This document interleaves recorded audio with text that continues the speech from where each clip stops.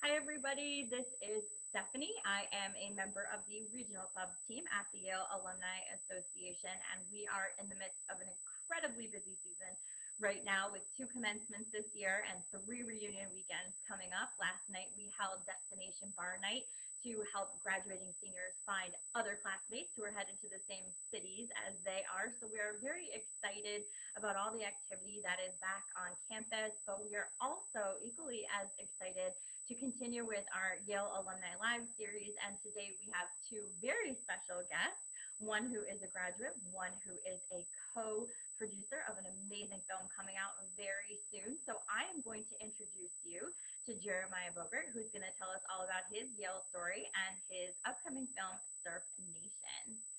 Hi, Jeremiah. Hi, Stephanie. Thank you so much for having me. Thank you for being here with us today. We are super excited about this film.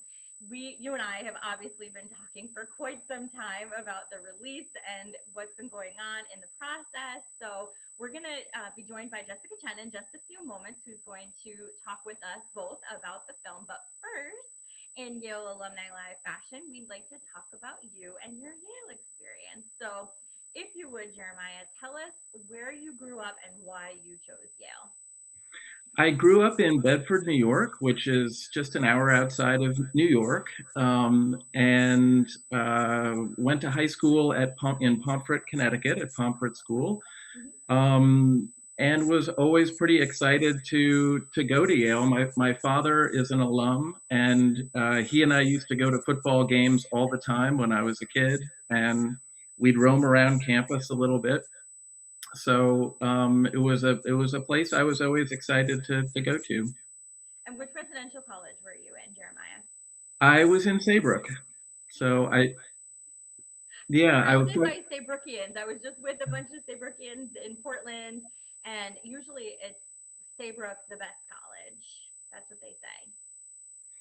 I think we won the Gimbal Cup a couple of years when I was there. So whether or not I contributed to that is hard to say, but I felt I had a great experience. I did freshman year on Old Campus Yeah. in Wright Hall, which was pre-renovation, so it was a little rustic, I guess, by today's standards, but it was really nice. I loved living on campus my whole time there. So So when you came to Yale, what course of study did you plan to follow, and did that stay the same, or did it transition through your time at Yale?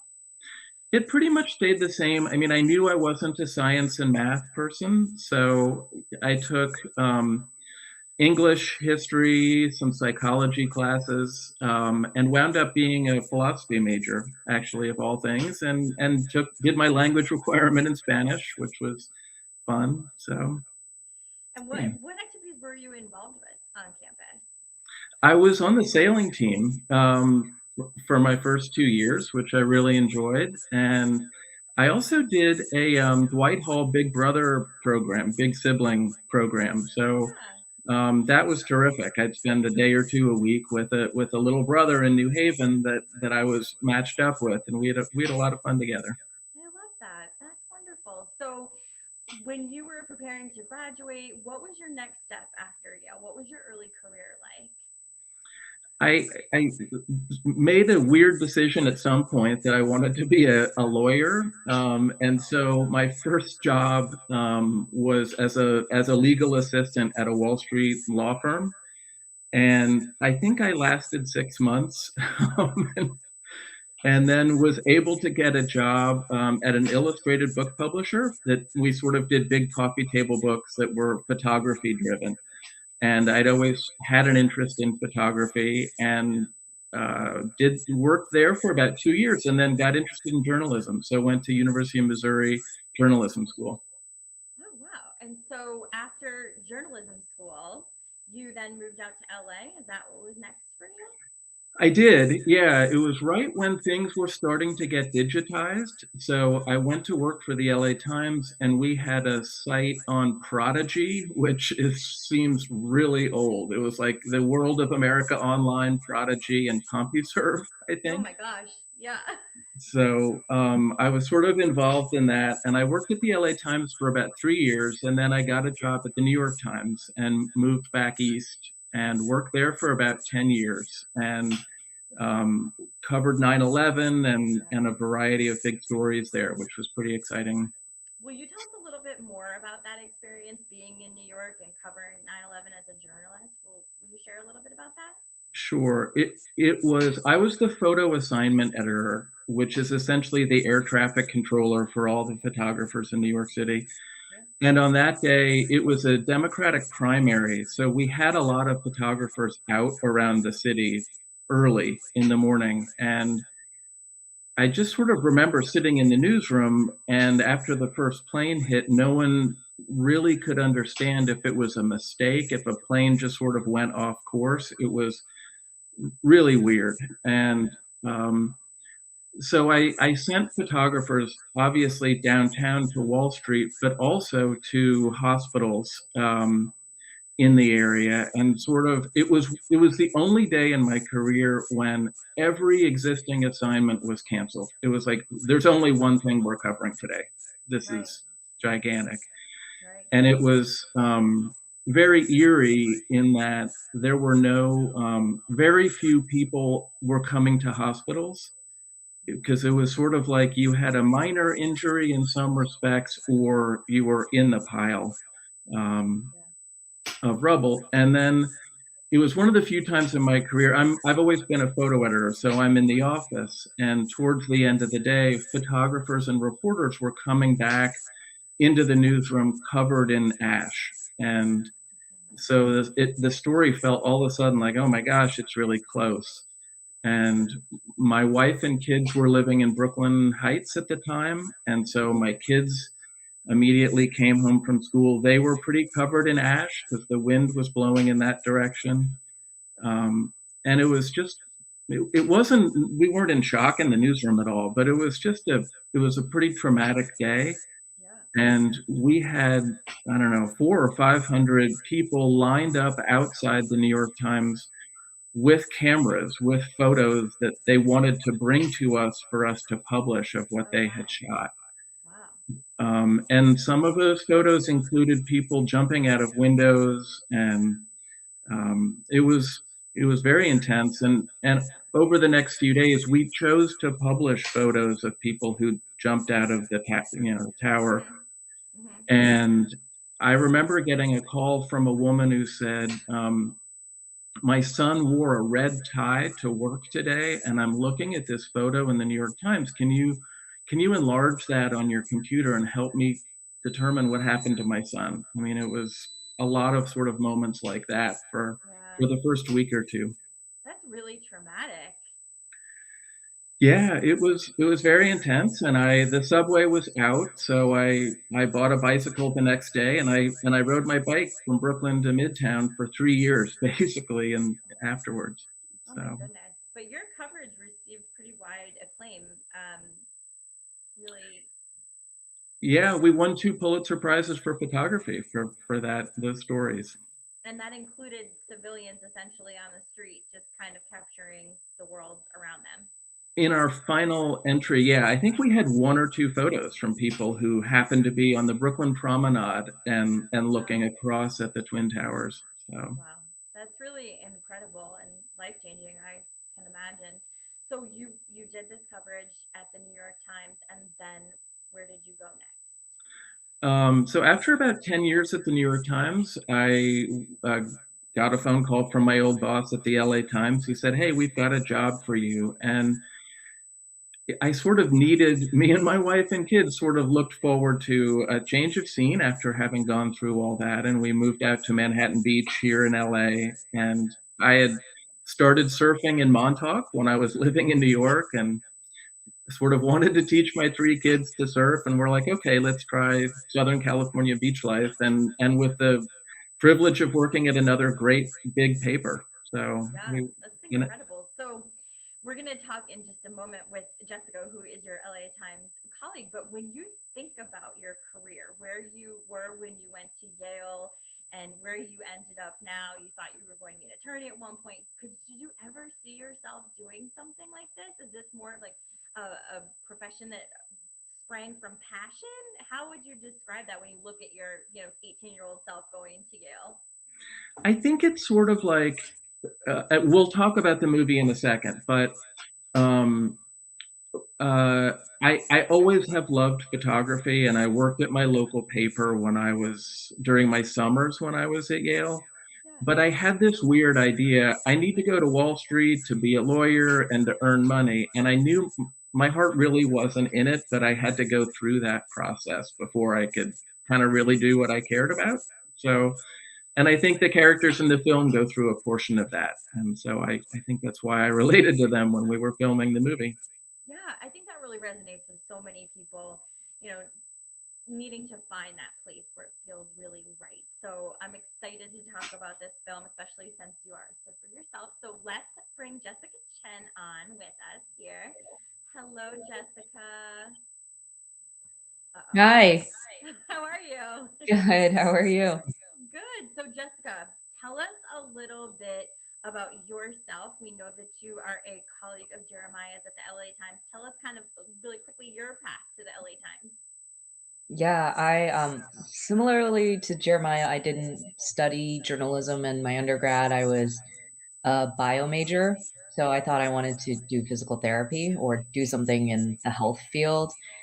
I finished at UC Irvine after 4 years of studying bio, and I started working in a clinic, a physical therapy clinic, and then I quit after 9 months because it just wasn't for me. And kind of went on a soul searching journey. Eventually came to this idea, this crazy idea that I wanted to be a writer, and that is the first gateway into storytelling and writing and journalism. Eventually got my master's at Northwestern, and one day picked up a camera and decided I wanted to start doing video primarily. Amazing. So yeah. How long have the two of you been working together at the time?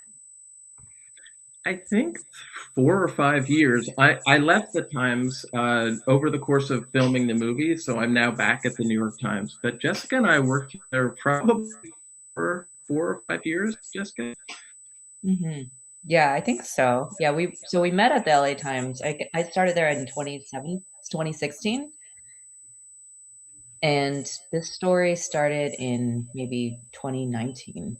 2019, Okay. is that right? end of 2018. We're almost at 4 years on Okay. the Don't worry, movie. no one has any track of time anymore anyway. I don't know what This day of time the week it is, what year it is. We all kind of got confused. So it doesn't have to be a blurs. perfect Yeah, timeline. yeah.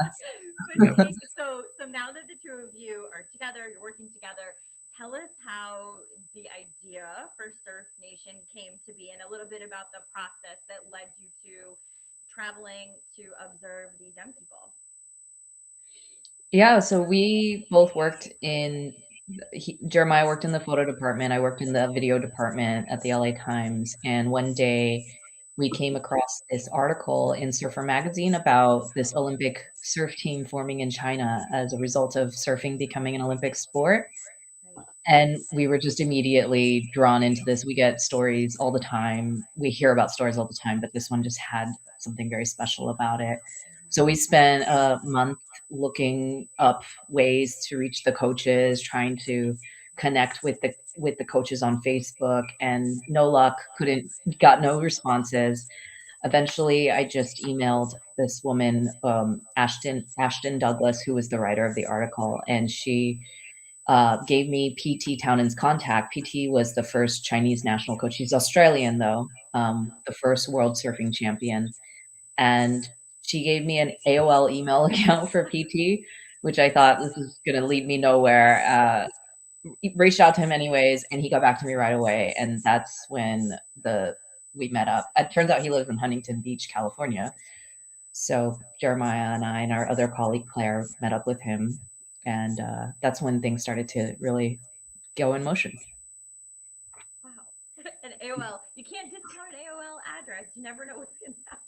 That's right. So, We sure, were both. tell us the next steps, Jeremiah. Go ahead. I think we were both really curious about whenever the Olympics come around, there's always back stories on backgrounds of athletes, and I had long heard about Chinese sports academies, and it's like a rigorous training and producing amazing divers and gymnasts and all kinds of athletes, and highly structured. And so Jessica, like me, is a surfer, and surf culture is sort of the opposite of that. So I think for both of us, there is this curiosity: how are these two worlds gonna meet? And so we wound up emailing one of the Chinese coaches who had a Gmail address, and he got right back to us, and we said, hey, we'd love to just come visit. So Jessica and I took a vacation from the LA Times, got plane tickets for Hainan, China, and just sort of showed up, really not knowing what to expect. We brought some gear, not a lot, and really wanted to do that first trip to meet people, see what kind of access we might have, and we were people were the team was so welcoming to us. So can you tell us a little bit? I'm going to pull up some photos and still images from the film in just a minute. But can you set the stage for us a little bit, kind of the background of who comprises the team and the process through which they go to become a part of this team? Sure. Yeah. I can talk a bit about that. So when they first started this team, there were no real surfers in China that were surfing professionally. There were some amateur surfers living in Hainan, this island where the story takes place. And so officials went around the country and they recruited kids from other sports schools. So divers, swimmers, gymnasts, and they tested them out on surfboards to see what their balance was like. And, if they performed well, they brought them to this island in the South China Sea. And that's where the kids now, hundreds of kids live and surf every day in provincial teams. So we spent most of our time with the Hainan team, which many of the kids grew up around the water surfing. And so they just tend to be the best ones, the standouts. Wow. So, all right, I think this is go ahead, Jeremiah, go ahead. I just want to, if I could, for 1 second, paint a portrait of Hainan a little bit. Yeah, like please. it's a beautiful place. I mean, it's tropical and warm. The beaches are beautiful. Sanya is sort of the main city in the south, and there are lots and lots of tourists from Russia there, and tourists really from all over. And it's sort of been called the Hawaii of China. There's a lot of mainland Chinese people buy condominiums there. It's warm and nice. I think people retire there. But what we found also is a lot of younger people in their 20 somethings have sort of drifted there because they don't want to work in offices and they don't necessarily want to do what's expected of them. So then there's this growing surf culture. So it's a little bit Malibu 1962, meets China 2020 in a way, which is pretty cool. That is cool. So I'm going to pull up a picture, a few stills from the film. And I think this first one, there we go, here it comes. This first one really speaks to the ages of the surfers. Can you tell us a little bit about kind of the age differences between the surfers when they get there, maybe kind of when they start to compete? Yeah, Go ahead. I'm trying to think, like, the age range, Jessica. I mean, I think probably the youngest kids are around 8 or 10 years old. And these kids really spend about 48, 50 weeks a year living apart from their parents there.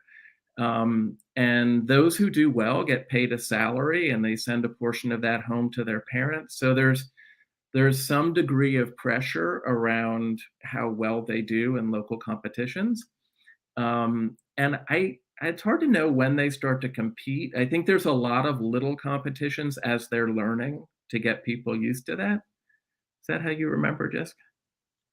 Yeah, there's a lot of small intramural, regional, and quote national competitions where all these kids come together, and the top 8 in those regional competitions get medals and certificates and higher salaries. And so all of that amounts to some kind of social currency in China. So you're number 3, you qualified number 3 in the Shenzhen surf comp. And so later on in life, they are able to use these things to help them get a college scholarship or a sports scholarship, or go to university without paying for fees or doing the test. So a lot of this is just structured around the society and the way things work there. So for a lot of these kids, it's a really great opportunity, because otherwise they would not have this opportunity. So Yeah, they have the chance to be a national athlete, which is a lot of status. And the other thing we noticed is we were luckily, thanks to Jessica's terrific Mandarin speaking skills, we were able to spend time with the kids in their dorm rooms, and there were often 3 kids per room, and I think there's such camaraderie between them, and I think that's partly due to being away from their parents for long stretches of time. But the kids are happy and they rely on each other, and it was kind of nice. They form their own sort of families away from home in a way. That's that's really interesting, and I know it plays into the storylines of your main characters. So I'm going to pull up pictures of next. But first, I just want to say I realize I'm having like some sound issues, so I apologize. So I'm going to talk less and have Jeremiah and Jessica talk more. So let's get that next picture. So talk to us a little bit about this coach and what's going on here.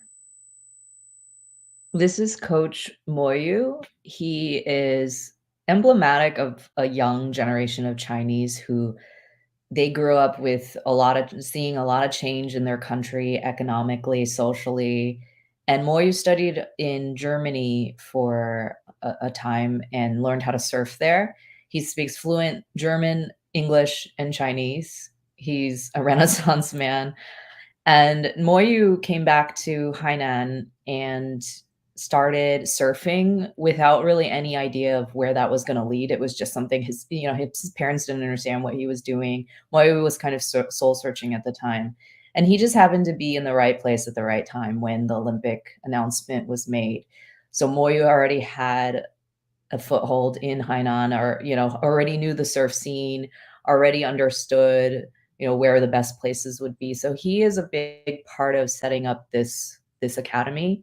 And what Moyo is really brilliant at, I mean, he's in his 30s, he's so young, but he has really been able to be a bridge between the young kids and the officials and the expectations and the things that they want for the kids.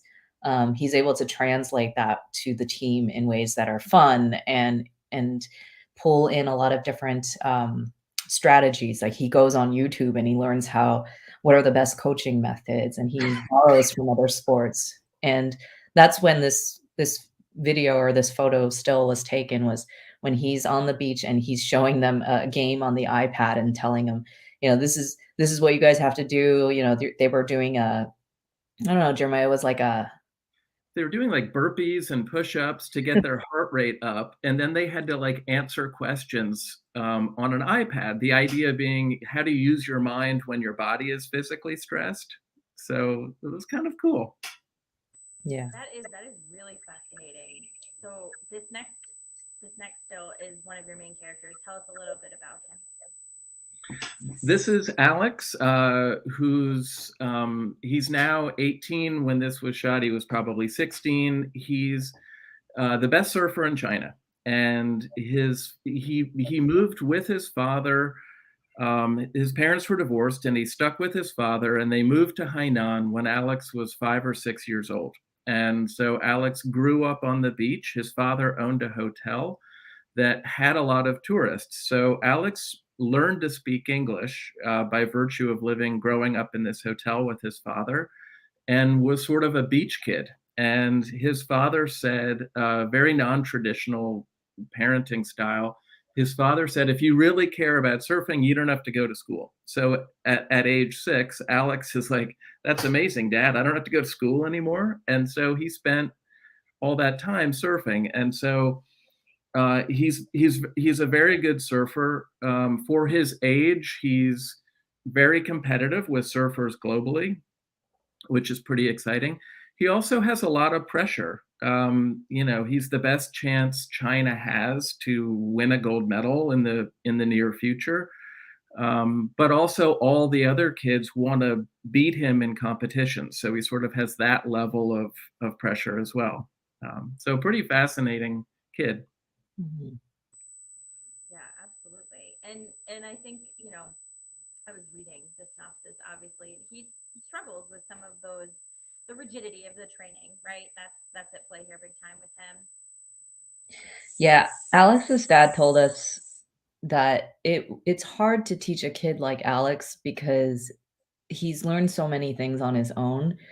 So the structure of a team and the training and the regimen of doing the same thing every day, he doesn't that's hard for Alex. And in a lot of ways, that's what makes Alex an extremely competitive kid is because he is a little bit he doesn't always follow the rules. He wants to do it his way, and he's gonna figure out how he's gonna do that. And that's kind of in a way that's in the DNA of surfing. It's like an anti-establishment rebelliousness, and the best surfers tend to be like that. And so Alex really embodies and embraces that attitude, which is cool. Not always easy for his coaches, but it I think it informs his surfing in a good way. Do both of you have a little bit of that rebellious streak as well, being that you're both surfers? We always joke that we're both oppositional at some level, and I love it. Okay, here's your other female main character. Talk to us a little bit about her. Lolo is someone we met when we were interviewing kids in the dorms, and she just stood out to me, and all of a sudden she started speaking English. It was really surprising. We were kind of just interviewing kids. All of a sudden Lolo comes out, and we could tell she was different. She was a little older than the rest of the kids. She came onto the team. Her background story is that she left home, started surfing, fell in love with it, and now joined the team as a way to try to surf every day and live a life by the beach, which, her parents could understand. You're part of a national team. It's something prestigious. But for Lolo, the training and the everyday surfing, it was just killing her passion and her love. And so we thought that Lola would be a great person to follow because she's also speaks for a generation of young people in China who are looking for other alternatives, other lifestyles. yeah, she decided not to go to college because she fell in love with surfing, and she would say to us, I don't want to work in an office. I don't want to have a family right now. And I don't know. That's something everybody identifies with and goes through at some point when they're in their teenage years. So she was pretty relatable, I thought, to audiences anywhere.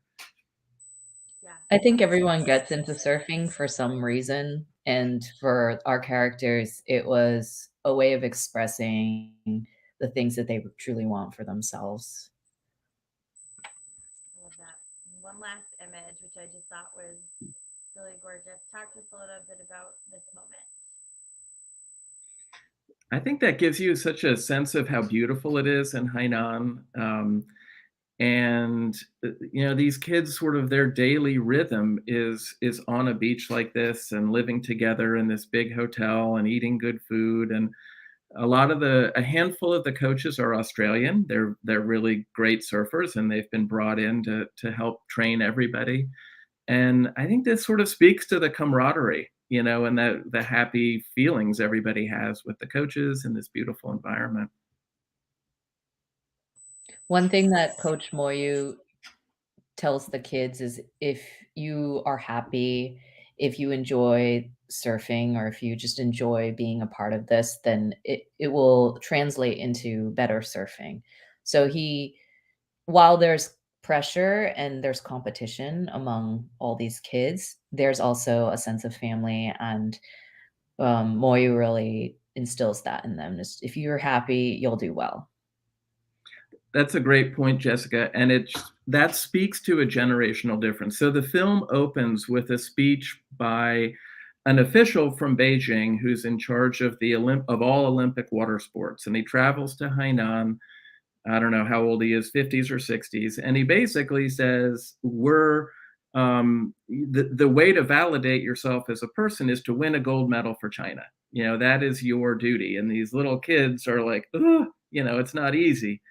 And so Moyu represents a younger generation where he's like, you're not going to be any good unless you're happy.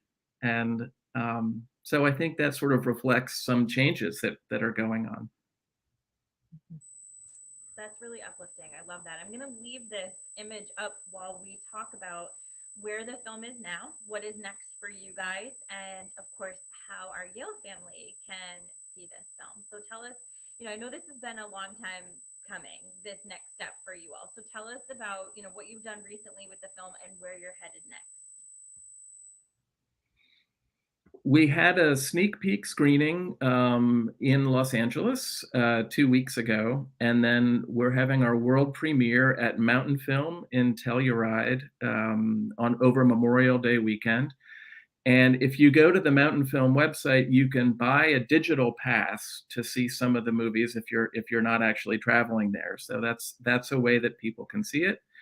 And we have submitted for a variety of film festivals across the East Coast, Midwest, etc. And we have a social media footprint. So at Surf Nation Film on Instagram and Facebook and Twitter, you can check there for updates. We're looking for distribution right now, which is all a part of the process of making an independent film. So if Yaleys are watching and want to see this film, we're working with Jeremiah and Jessica to hopefully do some screenings in cities where we have regional clubs and potentially some talkbacks, an opportunity to meet Jeremiah or Jessica. So I have one last question for both of you. I really appreciate you sharing these images with us and talking to us about the film, but what I'd really love to know is how you are feeling about all of this. This is probably, a lot of work that you put in. Sounds like heart and soul, considering you have such a interest in the topic. How are you feeling about heading into this world premiere, all of this work on screen? Just give us a little insight to what that feels like. I'll start with you, Jessica. Go ahead. Yeah, I'm excited. I think we've worked on this for almost 4 years now. So this is just a great time to celebrate the film that we've made. We've brought in producers Diane Kwan, Nouveau Chenard, as well as 4 amazing EPs, people that really support this film and have believed in it even before they saw the final version. So it's really meaningful for me to have created a story, built a team, and been able to tell a story that, doesn't get covered a lot in mainstream media. I don't think a news outlet or, something like this would have been given the time that Jeremiah and I poured into it. So I'm proud of what we've done. I'm excited about Mountainfilm, and yeah, I hope everyone gets a chance to watch it. Jeremiah, how are you feeling about this? Same as Jessica. I'm really thrilled with the Diane and Nouveau, the producers we've brought on, and some of the executive producers we've been working with have been really supportive. So it's great. It's sort of grown into this nice team effort from all of us. And I had just a little taste at our sneak peek screening in LA of sitting with an audience as the film is playing. And you sort of can feel the room a little bit, and people were sort of reacting to the things that I had hoped they would. And so it's sort of a satisfying feeling to, I don't know, have created something that feels like it came out the way you wanted it to, and people kind of get it. So yeah, that's incredible. And I said that was going to be my last question, but it's not. I have one more, and maybe 2. And I'm curious if any of the surfers have seen your film and what their reactions have been to seeing themselves portrayed this way. Alex and Lolo, both our main characters, have seen the film, and they really loved it and were really touched. And it was great to get to see them react to the film too, because we spent so much time with them, and I don't know if, they gave us a lot of trust and access to spend that much time and document their lives like that. I think it also brought back memories for them of like a pre-pandemic time. Like, oh my God, yeah, that was, because we've all been through this weird 2-year period. The team might come to Huntington Beach possibly in June, so we're hoping that when they come, or if they are able to come here, that we can do a screening with them. That's amazing. I can only imagine as a young person to go through this whole process and then there to be a film about them. It must be really exciting. And I mean, certainly the pressure, but what an incredible opportunity to capture. And like you said, you look back on that as memories because now it's been a few years and they can see how they've grown and changed. So speaking of growing and changing, this really truly will be my last question, I promise. I would just love for both of you, since your paths to both journalism and making this film have been a bit winding, for any young people that might be watching us, what kind of advice do you have for them when it comes to career pivots and changes and following your passion? And I don't know, Jessica, if you thought you said you had a different plan, but when you look back at your 18-year-old self entering college, what would you say, or what would you think? What kind of advice would you want someone to give you? Yeah, great question. For me, I would say there are things that people say to you, and some things stick and some things don't. And I would pay attention to those things that stick out in your mind, because when I look back on the things that certain teachers said to me in high school about, oh, this seems very natural for you, or maybe you should consider doing photographing or documenting certain things, like things like that stuck out to me, especially when I was doing my soul searching. And I think those reasons stick for a reason. So there's something inside that, you know, tells you, you already know what you want to do. So I love that. I love that. And I bet whatever teacher said that to you, they take that very personally. Jeremiah, what That's about just you? really, Yeah, like Jessica, I mean, I think listen to your gut and try to figure out what, if you're doing what you think you should be doing, or if you're doing what you really want to do. And then don't be afraid to change. I think we live in a country where you can have a couple of different careers over the course of your life, and try different things. I love it. This last couple of years have really shown us what we're capable of, I think, as a society. And so I really appreciate the two of you sharing your stories with us today and the Surf Nation story. And if folks are interested in getting that digital pass, it's Mountain Fest, right? Right, guys, and it's Memorial Mountainfilm. Mountainfilm. Sorry, Okay. and it's the Memorial Day weekend, so coming up soon, right? Oh Hmm. my gosh! Well, good luck. We're so excited for you. I can't wait to get you guys on the East Coast and we can do some Yale gatherings around the film. So thank you.